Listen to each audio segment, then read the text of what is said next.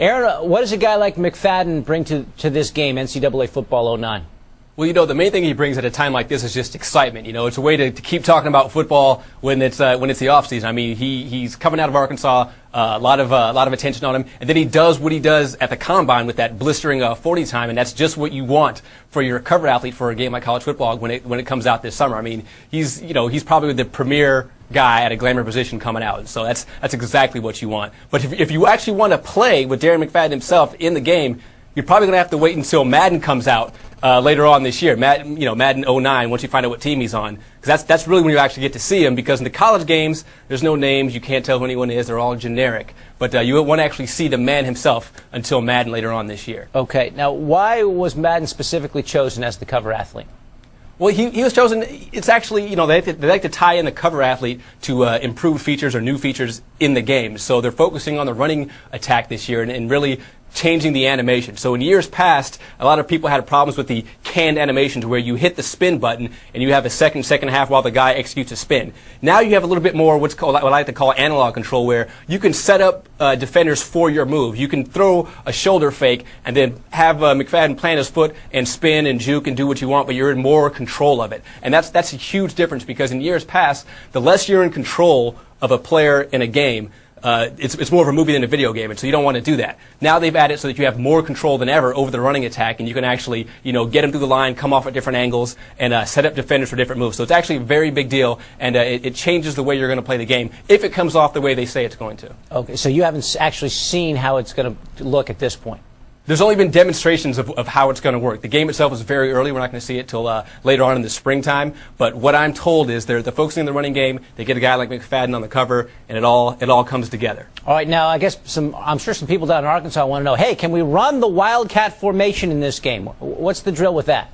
Well, you can, but it's called the Wild Hog now, so it's different. Yeah, you can snap directly to the running back, whoever it's going to be. Snap directly to the running back, and there's options, there's fakes, there's keepers, there's bootlegs, there's all that stuff you can run out of that formation. They actually put that in last year, but they obviously they have to bring it back and keep it in there, especially with McFadden on the cover. And one funny thing about the new running animations with the spins and jukes, I was talking to him, I was asking him what it's like to actually set up defenders for your moves.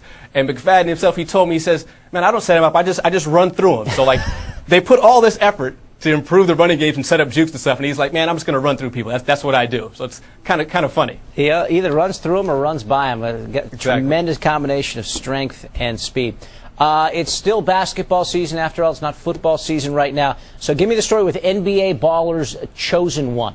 Well, NBA Ballers Chosen One is the arcade basketball game for this year. Sometimes it's NBA Street, sometimes it's NBA Ballers. This year it's Ballers. It's the one-on-one game where you can play two-on-two, where it's all about the individual moves and showing off, the individual flair that different players in the league have. And really, the visuals on this game are impressive enough. These might be the best-looking character models, and that's the guys you actually see on the screen, that you've seen in a video game. I mean, you're going to recognize these guys by their faces, by their tattoos, because they're not necessarily going to be wearing their jerseys. They're going to be wearing street clothes, their regular clothes they wear. But the game looks that good, and it's coming along very nicely. All right, so basically you're setting up two-on-two or one-on-one games, and you can pick who you want to be on your team? Exactly. The whole point of the game is to become the chosen one, become the it guy in the NBA. So it's more than just your skills on the court. It's how you handle yourself off the court, the lifestyle that you're living. They're going to reflect that in the game by having games. You're going to be playing your games in penthouses, at yacht marinas, and all these fancy big baller type things that everyone likes to see on TV. So it's more about that than it is about basketball skills. But you still need good gaming skills to advance in the game. Tell me about the dunking and players being able to pull off the same dunk.